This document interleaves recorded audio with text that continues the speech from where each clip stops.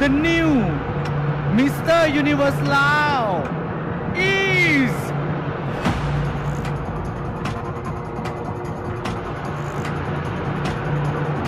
อุดมไซนั่นหมายความว่ามิสเตอร์จำปาสักได้เป็นมิสเตอร์โกลบอลลาว2025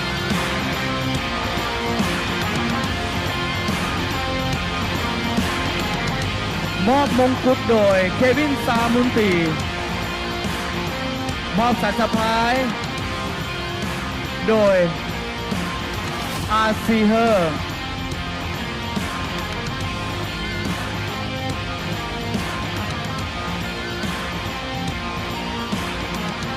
และใส่เสื้อคลุมประจำตำแหน่งให้กับมิสเตอร์ยูนิเวอร์สลาวโดยท่านสุริยมจันดาราสารและออกแบบ